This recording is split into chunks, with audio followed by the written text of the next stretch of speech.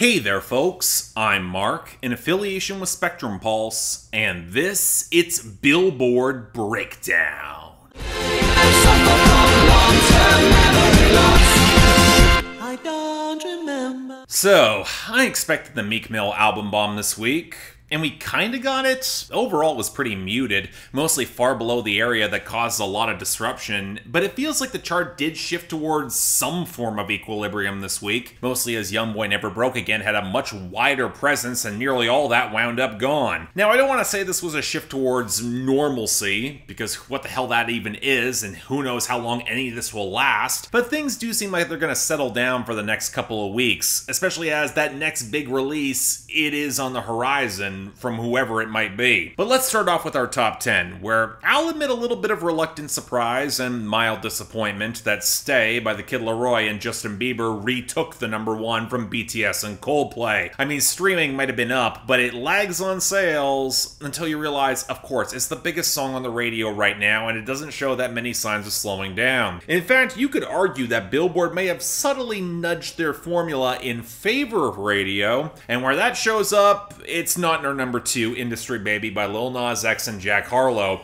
which might be stronger on the streaming, but just couldn't make up enough of the gap to clinch the #1. No, the increased radio presence, that comes with our number 3, Fancy Like by Walker Hayes. And this is before the video comes in with Kesha, that'll likely impact next week, but the sales are still here, and the radio was on a ridiculous surge. Hell, Move Past Way Too Sexy by Drake featuring Future and Young Thug at number 4, which just rules streaming, but can't pick up the radio fast enough. Then we had Bad Habits by Ed Sheeran rise up to number 5, although even despite being second on the radio, it may have peaked there. And then Good For You by Olivia Rodrigo rose up to number 6, despite the fact that song's very much on the way out on the radio, with Kiss Me More by Doja Cat and SZA at number 7, as well as Levitating by Dua Lipa at number 8. The main thing they have is just radio inertia. Then holding solid at number 9, thanks to rock solid streaming, we got Knife Talk by Drake featuring 21 Savage and Project Pat. And then entering the top 10, and it'll be fascinating to see how long this lasts, Essence by WizKid featuring Thames and Justin Bieber. What might surprise you is that alongside a boost in the streaming, the radio's really taken a shine to this one. I guess you can thank Justin Bieber for the terrestrial crossover, but this is pretty stable for the time being.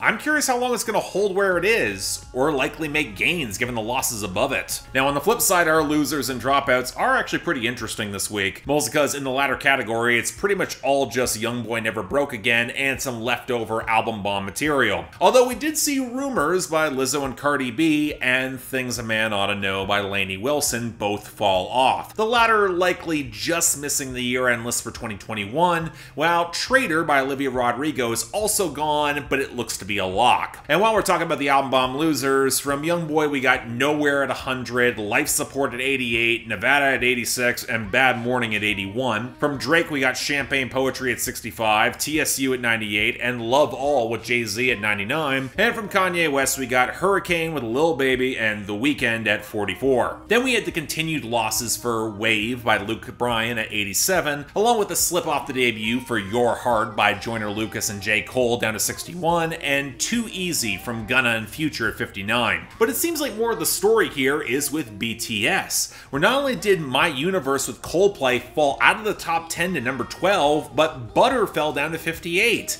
And yet they're still selling a lot of copies. Now this to me says Billboard may have subtly tweaked the formula, if not in favor of radio, but against sales. Which, as I said a few months ago, that was just a matter of time, and right now, a quiet week, that's kind of the time to do it. And if you want more proof of that, let's take a look at our gains and our returns, where the big story is that Nashville country radio surged back in waves. Yeah, there's some rebounds like Sharing Locations by Meek Mill featuring Lil Baby and Lil Durk up to 23 off the album bomb, Woman by Doja Cat at 62, and 2055 by Sleepy Hollow at 63, filling in the gap for Youngboy. And then the continued search for the Cold Heart PNAU remix from Elton John and Dua Lipa at 32. Somehow this is beaten beating Love Again by Dua Lipa up to 41, and that's just depressing. And then you get the continued rise for Love Nwantiti by CK at 35. But the surge back from Nashville radio, it gives me the impression something was tweaked within Billboard beyond the regular album bomb rebalance. Memory I Don't Mess With by Lee Brice at 33, My Boy by LV Shane at 42, Buy Dirt by Jordan Davis and Luke Bryan at 43, You Should Probably Leave by Chris Stapleton at 51, Coldest You by Luke Combs at 53, Drunk and I Don't Want to Go Home by Elle King and Miranda Lambert at 55, Thinking About You by Dustin Lynch and Mackenzie Porter at 57, Knowing You by Kenny Chesney at 67, Drinking Beer, Talking God Amen by Chase Rice and Florida Georgia Line rebounding to 71, and even Same Boat by the Zach Brown Band at 77. Even when we look at some of our other gains, the common element seems to be some relatively solid radio. Guy Alice by Capella Gray up big to 38, Baddest by Youngblood, Chris Brown and 2 Chainz at 56, Memory by Kane Brown and Black Bear at 68, and especially Chosen by Blast, Tyga, and Ty Dolla $ign off the debut last week to 80. Then we got a few Latin songs that actually picked up a couple minor gains, Volvi by Aventura and Bad Bunny at 73, and Todo de Ti by Raul Alejandro at 74. And yet, if you still don't believe it, take a look at our returns, where, yes, of course, Blue Notes 2 by Meek Mill and Lil Uzi Vert returned to 72 on the album bomb, but we also saw One Mississippi by Kane Brown at 92, and Ghost by Justin Bieber at 93, which has been quietly getting a radio push as the next single. But most frustratingly, we've got Sand in My Boots by Morgan Wallen at 94,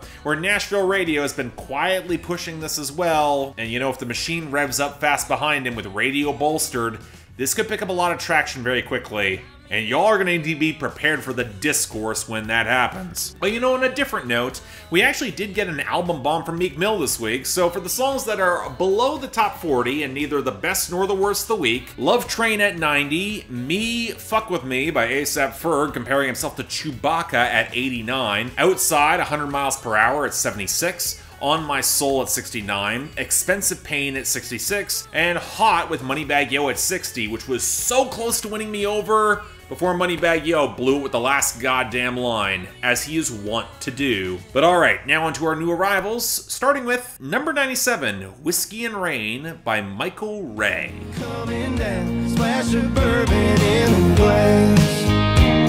Yeah, pouring something on the pain, let it drown, trying to wash away the past.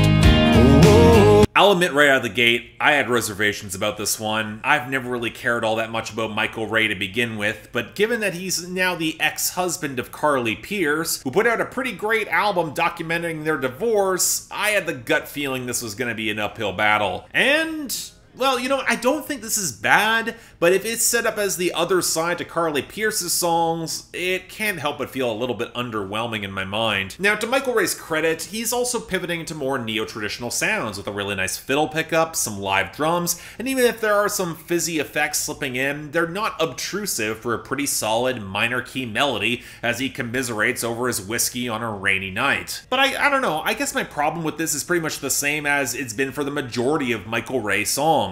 As a singer and songwriter, he's just not all that interesting. Even if on a textural level, this is easier to like. Just because it's going for tones and country I might otherwise have biases towards doesn't mean the song is all that good. As it is, you know, I don't dislike it, but it's not that interesting. Let's be real with this. Number 96, Esta Danada by Ivan Cornejo.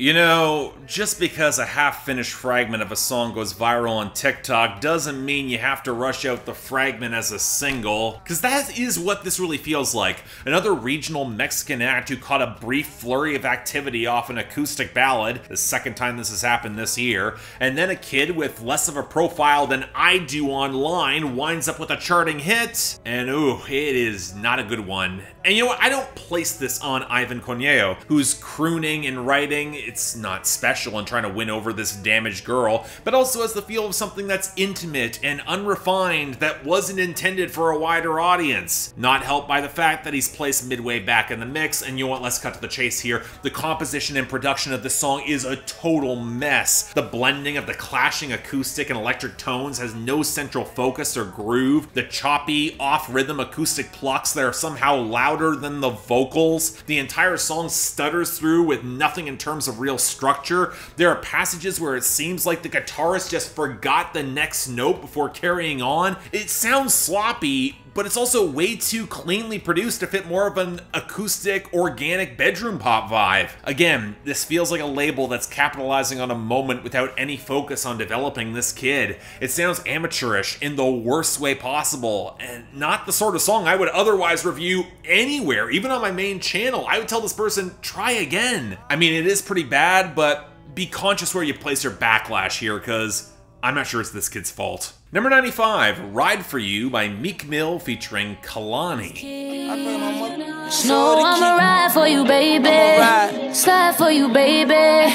Just say you got me. So here's the funny thing with this. It absolutely feels like a Formula radio record that would have dropped in the 2000s with the R&B hook with generally softer content, which tended to be pitched for the pop crossover right out of the gate. And normally Meek Mill's pretty bad at this style. He's got one mode that's so aggressively in your face, so even with the rickety guitars and the vocal sample around the trap beat, he would need a singer who can hold her own opposite him. And you know what, I think Kehlani is enough of that to make this work, specifically hitting the whole ride or die balance where they will go hard for each other and the edge kind of balances out. What I'm saying is that while this doesn't exactly elevate either of their strengths that effectively, I've heard better from both. It is more melodic and efficiently constructed, and the fact that Meek Mill can actually make a track like this work nowadays, it's a sign of growth, albeit small. So yeah, you know what? I actually kind of liked this. It's pretty decent.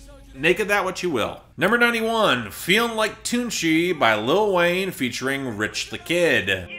I've been feeling like live on the 504. Bad bitch in my mission with a meal on the floor. Big Tunechi, I can write a little Mozzy no more. Young niggas still grinding on the motherfucking go. Is anyone else just convinced that Rich the Kid's rap career is an extended money laundering operation for his bewildering number of friends? Because somehow he put together a collaborative mixtape with Lil Wayne and this is the breakthrough song. And yeah, wow, Rich the Kid really sucks. But is that a surprise at this point? His hook is a flagrant Young Thug ripoff. He stumbles through his verse and flexing that I don't remotely believe he can't sell it, with a flow that I would call derivative if it was in any way coherent, and with the warbling acoustic line behind the trap percussion, he doesn't even seem like he's got a pocket on this beat. And I'll be honest, I don't particularly like Lil Wayne's verse here either. The drug abuse, the shooting people, that's nothing new. But do you really want to hear about him skeeting on them titties, or his fresh plate of pussy not cleaning the dishes? I mean, I'm not going to deny his punchlines kind of work, they connect bar to bar, but when you contextualize what he's actually saying with those punchlines, I just don't have much of an inclination to check this out,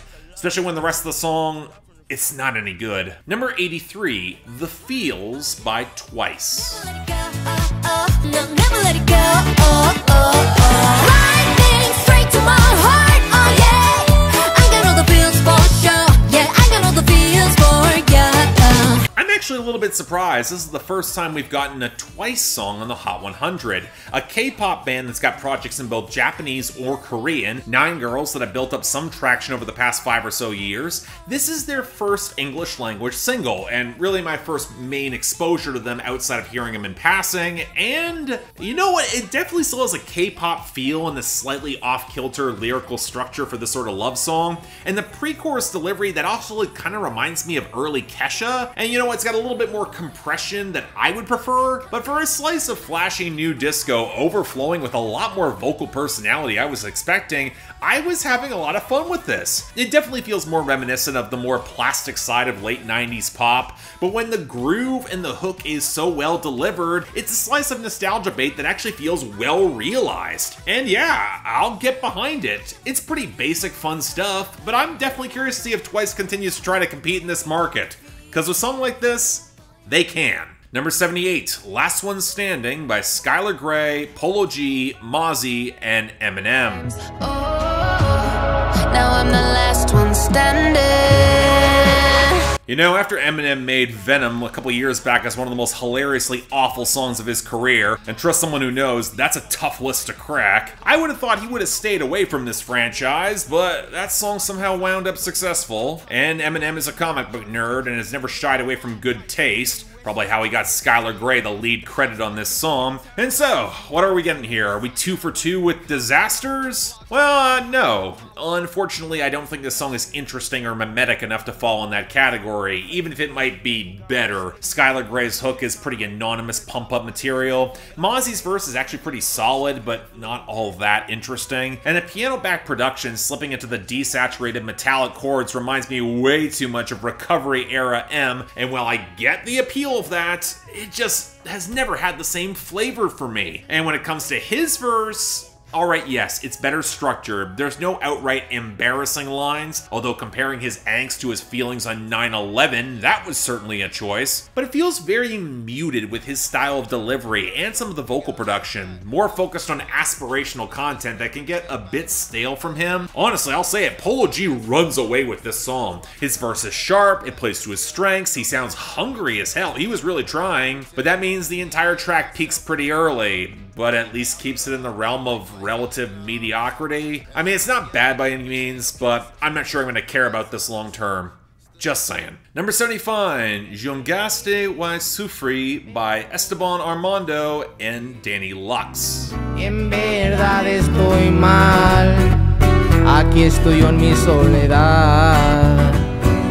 Okay, maybe it's just me not in this space on TikTok, but is this another act drawing on traditional Mexican sounds to land virality? And I'm just surprised it caught this much traction, especially as the crooning is, again, not impressive and the guitars and vocals are still very clumsily mixed, given how they peak off the more developed bass line. But then we get to the content, where this is framed as guys who were betrayed and left behind by some horrible girl where her love was poison, and it feels kind of noxious with this sort of gentle acoustic backdrop. There's a lot of tonal dissonance, where I might say the bass adds some darker menace, but it doesn't really convey properly. Yeah, it might be better composed, but does that honestly mean much when it feels this sour? I'd put money if you flip this to English, a lot of that romanticism would slip away, and this would scream fuckboy a hell of a lot more. So yeah, I don't care for this either.